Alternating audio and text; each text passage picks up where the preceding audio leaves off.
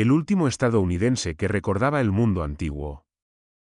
Lo que le contó a su familia antes de morir en 1953. Existe un archivador en la Biblioteca del Congreso que guarda las voces de americanos fallecidos, no grabaciones. Transcripciones. Miles de páginas de entrevistas manuscritas y mecanografiadas realizadas entre 1936 y 1940 por escritores gubernamentales enviados a hogares en 24 estados con una única orden. Recopilen sus relatos antes de que desaparezcan. El programa se llamaba Federal Writers Project, una rama del New Deal de Roosevelt que contrató a periodistas, novelistas e investigadores desempleados para documentar las vidas de ciudadanos comunes. Reunieron 2.900 historias vitales. Luego las archivaron en la Biblioteca del Congreso, donde permanecieron mayormente ignoradas por casi 40 años. Las descubrí mientras buscaba otra cosa.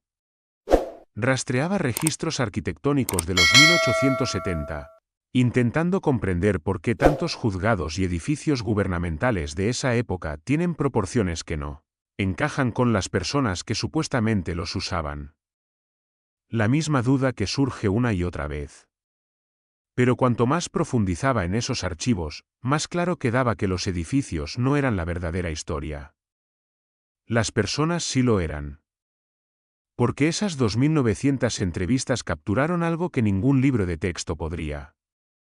Los recuerdos directos de americanos vivos antes de que todo cambiara. Y lo que describían no coincide con la historia que nos enseñaron. Déjame aclarar que entiendo por antes de que todo cambiara. Piensa en las fechas. Un americano nacido en 1855 que viviera hasta los 85, algo habitual, moriría en 1940. Eso significa que estaba vivo, hablando, recordando cuando esos escritores gubernamentales tocaron su puerta. Habrían sido niños en los 1860 y 1870. Habrían presenciado la transición más radical en la historia de Estados Unidos. No de forma paulatina, no a lo largo de siglos, sino en una sola vida. Y sus nietos, nacidos en los 1920 y 1930, oyeron sus relatos de primera mano. Esos nietos son la última generación que porta la historia oral del mundo antiguo, y casi se han extinguido. Mary Kelly nació en 1851 en Southfield, Michigan. Vivió hasta los 113 años y murió en 1964. Estaba viva antes de la guerra civil y sobrevivió lo suficiente para ver la televisión en cada hogar americano. Maggie Barnes nació de una mujer antes esclava a inicios de los 1880 y vivió hasta unos 115 años, falleciendo en 1998 en Carolina del Norte. No eran casos excepcionales. El grupo de investigación de gerontología ha verificado 16 supercentenarios nacidos solo en los 1850. Decenas más superaron los 100. Cientos llegaron a los 90. Una generación entera de testigos cuyos recuerdos abarcaban dos mundos totalmente distintos. El gobierno tuvo la oportunidad de registrar a todos. Registró 2.900. Luego paró. El proyecto se desfinanció en 1939 tras audiencias en el Congreso, pasó al control estatal y se clausuró efectivamente. Las entrevistas se empaquetaron, sin publicarse en forma accesible hasta los 1970. 30 años de silencio sobre el último testimonio directo de americanos que recordaban lo que vino antes. ¿Antes de qué exactamente? Ahí es donde el 8 de octubre de 1871 se vuelve imposible de pasar por alto. Todo americano aprende sobre el gran incendio de Chicago. La vaca de la señora O'Leary, la ciudad de madera, la reconstrucción. Lo que casi nadie aprende es lo que ocurrió la misma noche, a la misma hora, en 3 estados al mismo tiempo. En Pestigo, Wisconsin, una tormenta de fuego devoró todo el pueblo en cerca de una hora. Entre 2.000 y 2.500 personas murieron. El incendio forestal más letal en la historia registrada de Estados Unidos quemó 1.2 millones de acres. Sobrevivientes describen vientos capaces de levantar adultos, llamas más rápidas que un corredor, y un calor tan feroz que gente en campo abierto estallaba en llamas sin tocar fuego visible. El reverendo Peter Pernin, sacerdote parroquial que sobrevivió sumergiéndose en el río Pestigo, publicó su relato ocular en 1874. Describió un fenómeno que no cuadra con un incendio forestal normal. El oxígeno disponible se consumió tan rápido que personas sin quemaduras aparecían muertas, como si el aire mismo se hubiera convertido en arma. El fuego generó su propio sistema climático, un vórtice de viento supercalentado que actuaba menos como incendio boscoso y más como una detonación desde un punto central hacia afuera. Esa misma noche, Holland, Michigan ardió. Manistee, Michigan ardió. Por Durón, Michigan estuvo amenazada. En 225 millones de acres del medio oeste superior, incendios estallaron simultáneamente. El Servicio Nacional de Meteorología confirma que estos fuegos surgieron en 3 estados al mismo tiempo esa noche. La explicación oficial es sequía, restos de madera y un frente frío con vientos fuertes. Razonable salvo por un detalle que inquieta a investigadores desde 1883. La simultaneidad. En 1883 surgió una hipótesis de que fragmentos del cometa Biela impactaron la atmósfera e incendiaron todo desde arriba. Esta idea se revisó en un documental de 1997 e investigó en 2004 por el Instituto Americano de Aeronáutica y Astronáutica. Testigos en Chicago reportaron llamas azules en sótanos, color acorde con combustión química inusual, no de madera. La teoría nunca se probó. Tampoco se refutó. Pero lo clave para esta pesquisa es esto. Los ancianos entrevistados por los escritores WPA en los 1930 eran niños en 1871. Un septuagenario en 1938 tendría 3 años esa noche. Un octogenario, 13, lo bastante mayor para ver el cielo enrojecer. Suficiente para que sus padres les contaran exactamente qué pasó. La Biblioteca del Congreso describe esas 2.900 entrevistas como cuentos de supervivencia al incendio de Chicago de 1871 y viajes pioneros. Pero eso solo roza la superficie. ¿Qué más recordaban esos americanos? ¿Qué contaron a los escritores gubernamentales sobre la noche en que todo ardió? ¿Y por qué clausuraron el proyecto antes de que emergiera el panorama completo? La quema no fue la única Erasure. En 1890, Estados Unidos realizó el censo más exhaustivo de su historia. Por primera vez, cada familia recibió un formulario completo.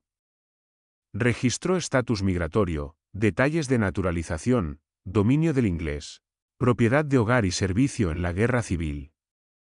62.9 millones de americanos documentados con detalles sin precedentes. Fue también el primer censo donde el gobierno rompió un siglo de protocolo y no exigió copias en oficinas locales. Todos los censos previos de 1790 a 1880 tenían respaldos locales en juzgados de condado y archivos estatales. El de 1890 existía en un solo lugar, el sótano del edificio del Departamento de Comercio en Washington, D.C. El 10 de enero de 1921, un incendio estalló ahí. Alrededor del 25% de registros se destruyeron de inmediato. Otro 50% sufrió daños graves por agua y humo. La investigación nunca halló causa definitiva. Teorías van de cigarrillo descartado a cableado defectuoso o combustión espontánea de aserrín en el taller. Lo que siguió es más inquietante que el fuego. Los registros supervivientes, quizás la mitad usable, se mudaron a un almacén. Por 12 años, nada. Sin restauración, sin copias ni preservación. Luego en diciembre de 1932, el jefe de clerks de la oficina de censo envió al bibliotecario del Congreso una lista de documentos para destrucción. El censo de 1890 estaba en ella. Se le pidió identificar registros valiosos para historia. No identificó ninguno. El Congreso autorizó la destrucción el 21 de febrero de 1933. Al día siguiente, 22 de febrero, el presidente Hoover colocó la piedra angular del edificio de Archivos Nacionales, la instalación ignífuga creada precisamente para evitar pérdidas así. Destruyeron los registros un día antes de iniciar la construcción del edificio que los habría salvado. De 62,9 millones de nombres, solo unos 6.160 sobreviven. El registro más detallado de cada americano vivo en el periodo de transición. Las personas que recordaban el mundo antiguo eliminadas, no por azar, sino por secuencia. Fuego, negligencia, proceso burocrático, destrucción autorizada. Cada paso plausible solo. Juntos forman algo difícil de descartar. Y luego estaban los niños. Entre 1854 y 1929, unos 250.000 niños fueron cargados en trenes en Nueva York, Boston y Filadelfia, y transportados a comunidades rurales del Medio Oeste y Oeste. El movimiento de trenes huérfanos, organizado principalmente por la Sociedad de Ayuda Infantil, fundada en 1853 por Charles Loring Brass y después por el Hospital Fundador de Nueva York. En paradas, los niños se exhibían en eventos como subastas según relatos contemporáneos. Familias agrícolas los inspeccionaban, evaluaban tamaño y salud aparente, y elegían. Muchos fueron tomados para trabajar campos. Menos de la mitad eran huérfanos reales. El resto, hijos de inmigrantes, pobres, padres incapaces de alimentarlos o resistir instituciones. Unos 30.000 niños vivían en calles de Nueva York solo en los 1850. Pero el detalle que nadie discute, al llegar, niños mayores eran instados, a veces obligados, a cortar todo lazo con su pasado. Nombres cambiados. Orígenes no registrados o falsos. Las organizaciones mantuvieron registros irregulares. Muchos niños no pudieron decir a sus nietos de dónde venían porque no lo sabían.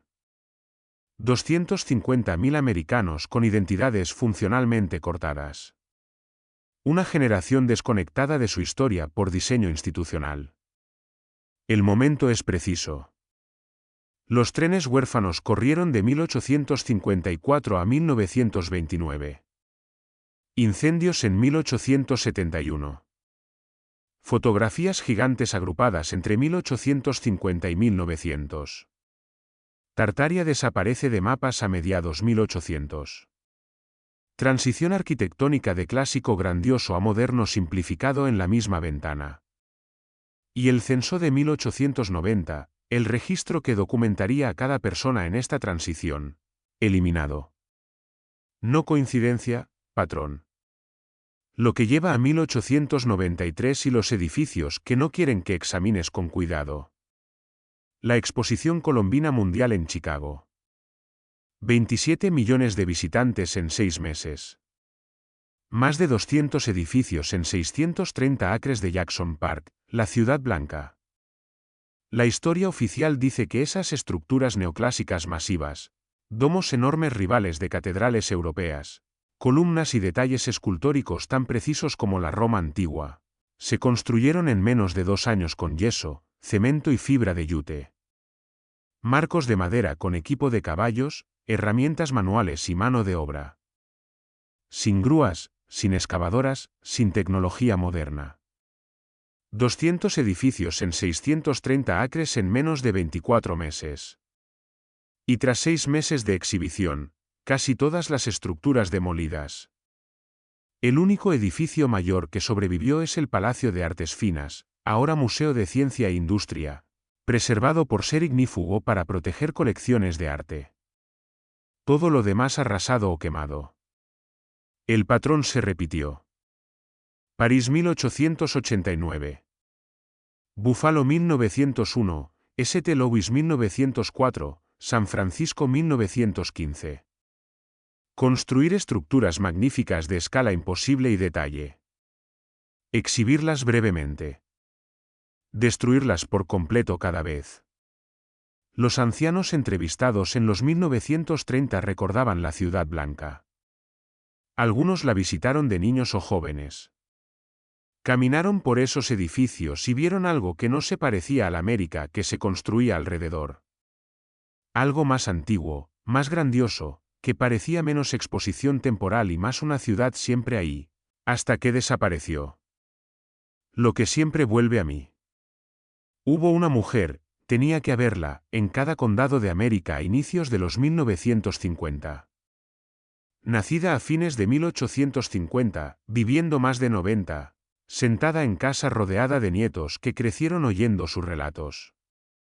Historias de edificios ya antiguos en su juventud, pero que los libros decían construidos años antes. Historias de la noche que el cielo enrojeció en 3 estados. Historias de trenes repletos de niños yendo al oeste sin nombres, familias ni pasados. Historias de un mundo que funcionaba distinto a lo que veían sus nietos. Mundo de proporciones distintas, arquitectura distinta, conocimiento distinto. Y cuando intentaba contarlo, cuando describía lo recordado, ellos asentían cortés y cambiaban tema porque sus memorias no cuadraban con los libros. Y en la América de 1950, los libros siempre ganaban. La WPA capturó algunas voces, 2.900 documentos de 24 estados. ¿Y los otros 24 estados?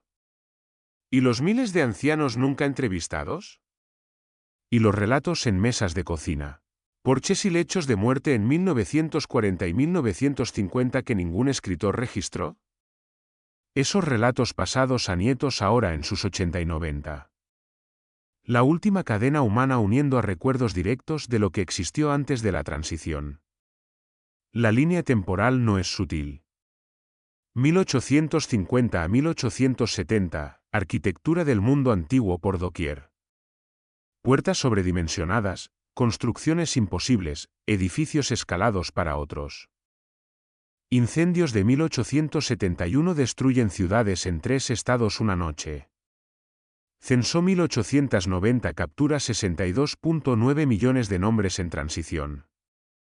Luego la única copia guardada sin respaldo por primera vez. 1890, fotos de gigantes dejan de aparecer. Hallazgos de esqueletos dejan de reportarse. Mapas redibujados en silencio. 1893, Ciudad Blanca construida, exhibida, demolida. Trenes huérfanos terminan reubicando 250.000 niños con identidades cortadas. Incendio 1921 daña censo. Orden 1933 destruye lo restante.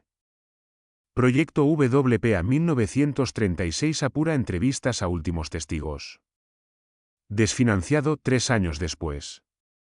Para 1950, últimos americanos que vieron el mundo antiguo con ojos propios se van, y nietos eligen silencio porque la alternativa es abrumadora.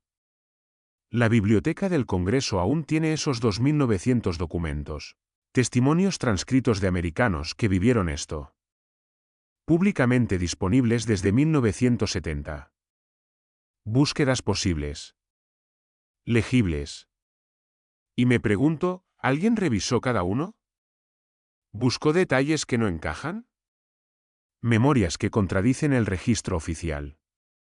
Descripciones específicas de edificios, incendios, proporciones, tecnologías que los libros dicen inexistentes. Porque los últimos que recordaban se fueron. Sus nietos casi. Pero las palabras están en el archivo. Y los archivos no olvidan. Ni cuando todos acuerdan hacerlo.